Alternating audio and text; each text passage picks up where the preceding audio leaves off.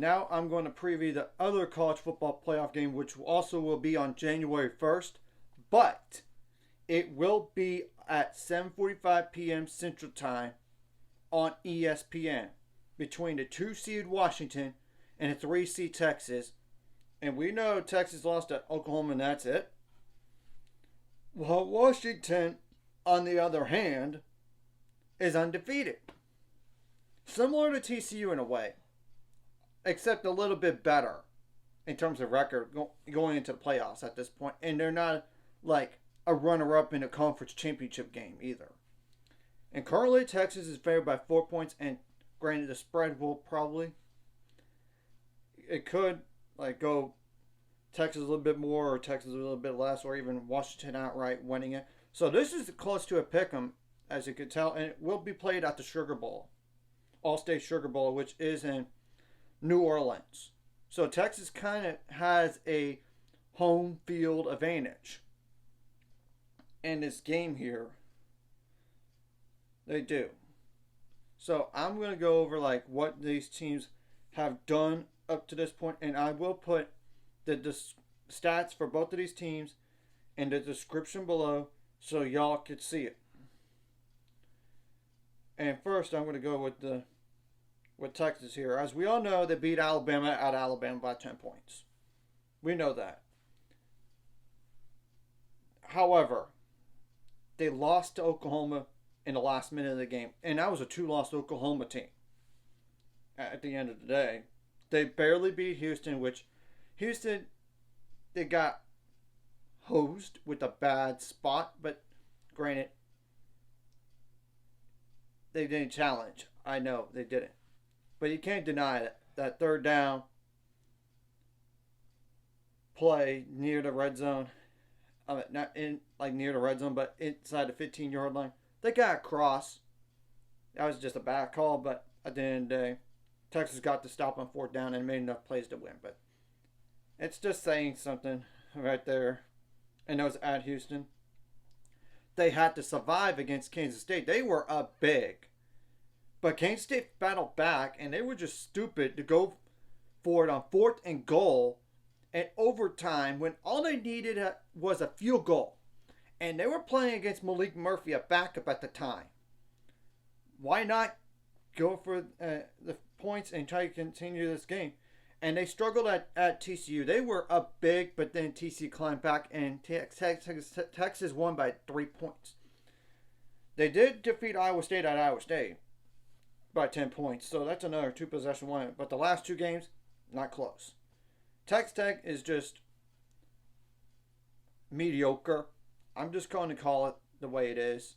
Even though they're a bowl team, they really are lucky to be a bowl as is when you look at the last 2 wins they got were by 1 possession. One of those could have gone the other way. They would not make a bowl. I mean, and obviously against Oklahoma State was just outmatched. The only reason why they got in is because they beat Kansas State and Oklahoma. And that was the same Oklahoma State team that got destroyed by South Alabama at home and UCF on the road, who just got to a bowl game. I mean, that's the thing. I'm just pointing that out. Now, in terms of stats, 36.15 points per game for the offense, while allowing 17.54, so that's a solid defense. 300 first downs, 223 for the opponent. 189.1 rushing yards per game, while they allow 80.8. And yes, I know they don't have Jonathan Brooks, but they still have a good stable of running backs. They do. But Jonathan Brooks is just a little step above all the rest, and you can't deny that when you look at the numbers for him for this year. Passing yards per game, 286.85 while allowing 240.85. That's a little bit concerning against a Washington team that has a Heisman runner-up. I mean, and 2,000-yard receivers. That is a little bit concerning. Time possession, 31 minutes, 48 seconds for Texas, and while the opponent, 28 minutes, 3 seconds, and so the rest is just like special teams. So it seems. 38.51% on third down. Offensively, while it's for the opponents, 26.51. Yeah, it could have been a little bit better on third down this year. Now, fourth down, 63.33% on 30 attempts on fourth down, while the opponent 46.15 on 26 attempts. Now I'm going to go over like the sack numbers and all that before going over special teams. Now, tackles for loss, 82 of those for Texas, while they allow 66. Now, 32 sacks by the defense, but they have allowed 26 sacks. It's not as bad as Alabama's. I mean, that's the thing. It's not. Now, interception-wise, 16 of those by the defense, but they have thrown 9 as a team. 49 pass breakups, while the opponent has 44.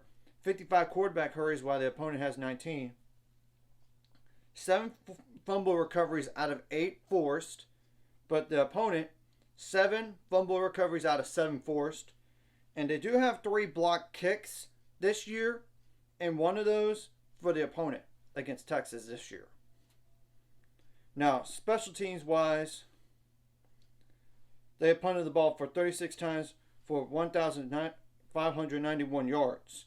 But one guy has done, and that one block punt, like the one of those was blocked this year. And it was for 0 yards. So yeah, makes sense.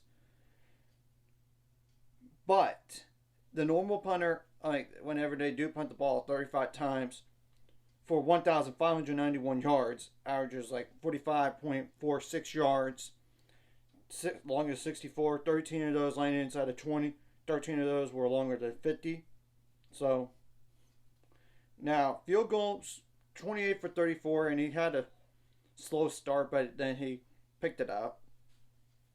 7 for 8 on 20 to 29 yards, 10 for 10 on 30 to 39 yards, 9 for 12 on 40 to 49 yards, 2 for 4 on over 50 yards, and longest 54.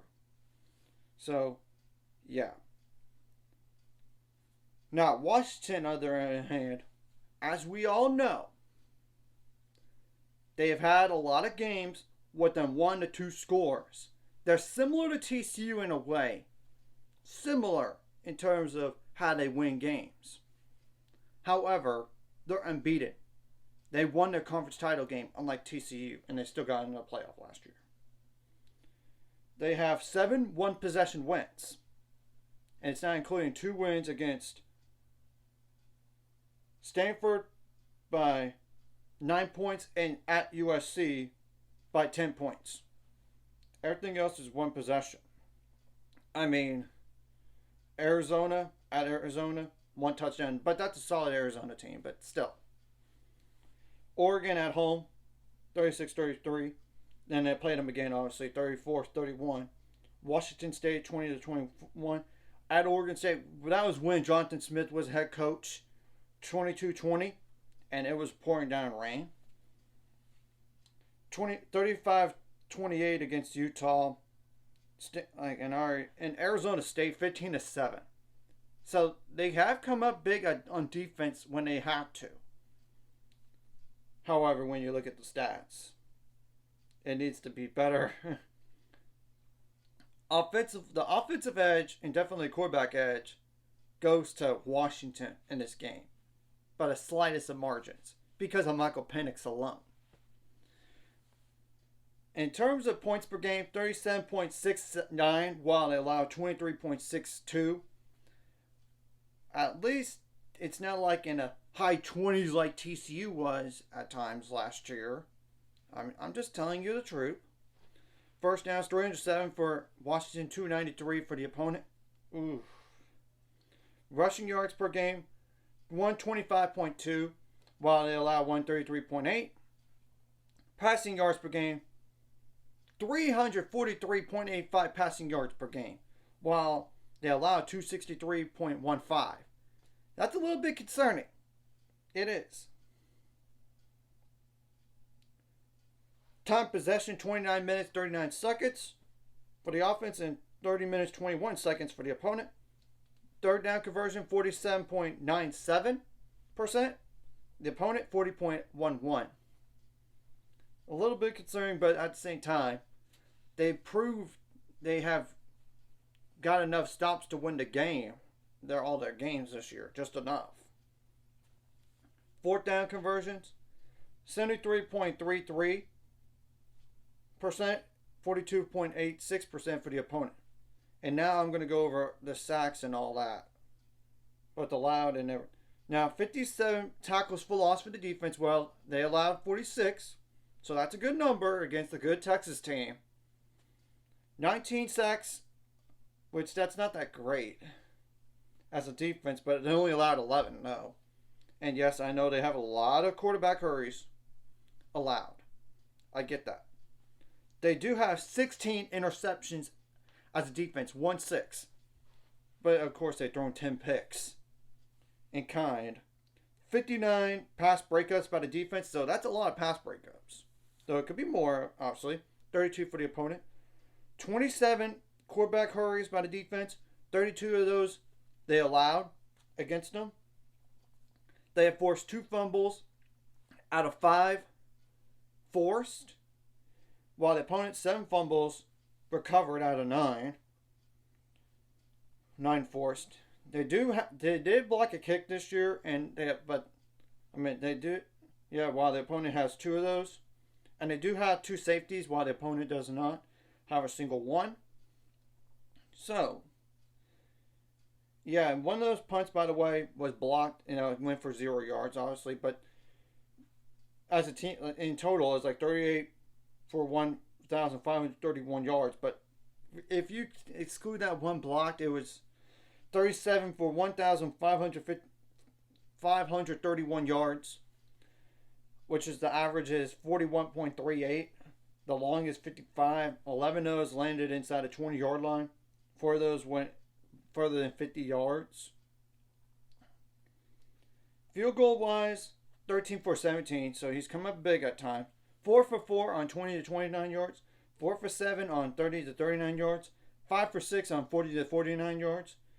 And nothing over 50 at this point, but the long is 47 yards. I'm going to tell you right now that Washington has faced some good defensive lines in the past, like Utah, Oregon State, Oregon. That's just naming a few of those teams right there in the Pac-12. Not really USC. Can't say that, obviously. Oh no. Or the defense in general, but you get the whole point. Yet, they have similar... They're not as good as Texas on the defensive line, I get it. But in terms of total numbers, it's a little bit better. A little bit. So, they have proven that they could do it against good defenses. And it still couldn't stop them. Now, what are the keys for the game for both of these teams? Obviously, you got to limit your penalties across the board. And Texas will be without a player due to personal foul targeting. So that really does affect the pass defense, especially the first half of the game. And that's the thing. You don't want to have those personal foul targetings any time during the game, especially the second half. If you're going to even play for the national championship, you're going to miss the first half of the next game. And that's a problem. You got to win the turnover margin. You can't, of course, you want to force turnovers as a defense. Of course you do. You can't start slow for either of these two teams, especially if you're Washington. I know they start slow a little bit at times, but they still won the games. Don't try to get yourself in 3rd and longs, but then again, I know Washington has proven that they could get out of it time and time again. I mean, with Michael Penix at quarterback, I mean, come on. Try to think, what else? You don't want to have special teams mistakes, like a big punt return, kick return allowed, or block kick, or block field goal. I mean, or miss extra point. You got to make all your field goals count. You guys try to stay balanced offensively, and I know Washington has been able to. They were able to run the ball on Oregon last game, So maybe they could do that against Texas, but I don't know. But either way, they still have the quarterback advantage. They do. No offense to Quinn Ewers. It's not. It's just Michael Penix is better. I mean, that's the thing. You got to have your offensive line step up, not just in terms of pass blocking, but run blocking. That's the truth. You can't drop passes. I mean, if you want to limit your points off turnovers by the opponent, if they force a turnover on you, better yet, get a turnover right back on defense and not allow nothing. That's kind of what Washington did against Oregon, by the way. It was. And obviously you want points on turnovers as much as possible. And you cannot have huge mistakes in this game. You just can't. And it's just funny that both of these teams played each other in a bowl game a year ago. And now they meet up in the college football playoff. So they're a little bit better. A little bit. And this could very well be potentially a shootout here. So you got to have your best player step up for both sides of the ball. Obviously, you got to. And now, when it comes down to it, who do I think is going to win? This is a tough game to call. Just like that Michigan versus Alabama game. It seems to me Washington is very similar to TCU of last year. But they're a little bit better. A little bit. And the Pac-12 is tougher than the Big 12 this year. I'm just calling it the way it is. More top heavy in the Pac-12. And they face better competition than Texas has. And no offense to the Big 12. I'm just telling the truth. You can't deny that. Because I really do think if Texas would have played Oklahoma again, maybe Oklahoma gets a closer game and Texas still wins. But they could also lose. After all, they did lose to them the first meeting, but then again, who knows? That's just a what-if scenario in all this. And Washington's an underdog in this game, yet they were underdogs against Oregon in the last game that they played.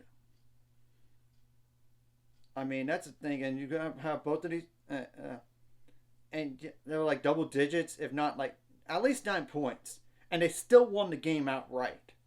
So it just proves you can't really doubt them. You just can't. And you got to stay balanced offensively. Of course, you want to try to make them each team one-dimensional. Ultimately, enough of contemplating of who I think is going to win this game. I'm going to just tell you outright.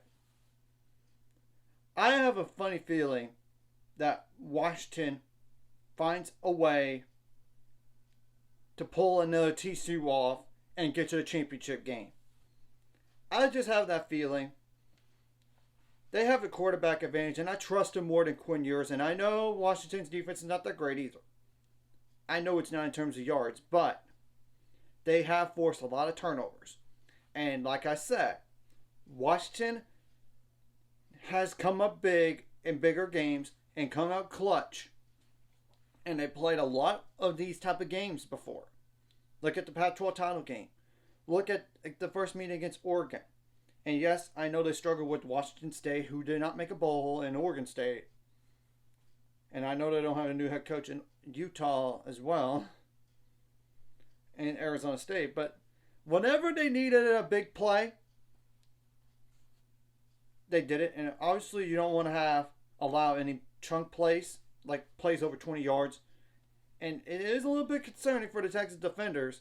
If you don't get defense, if you don't get enough pressure on Michael Penix, he's going to probably go off on you potentially. And you got to get the opposing quarterback down for both of these teams. And that's the truth about this. So, anyways, if you like this content, like and subscribe button. See you guys later on the road to 600 subscribers. Of course, ultimate goal is 1,000 or more. So I make money off the score. So liking the video, comment video really helps YouTube algorithm. So more people can see it. Sharing the video does help as well. So more people can watch. And if you're watching and not subscribed, hit the subscribe button. It's free. And hit the notification bell as well. And this is a 50-50 game. So, Texas fans, don't go after me about this. This wouldn't shock me if it goes in your direction. I trust Michael Penix more. And if the ball comes down to him at the very end of the game, or they just need to get a first down to win the game, I trust him to do it. I do. More than Quinn Ewers, just a little bit. And if you had Jonathan Brooks in this game, and I know he's out for the season, maybe it gives me a little bit more reason to pick him. But this still is really going to be an entertaining game to watch. And I expect a one-possession game and not like a blowout by any means, unlike the past college football playoff games.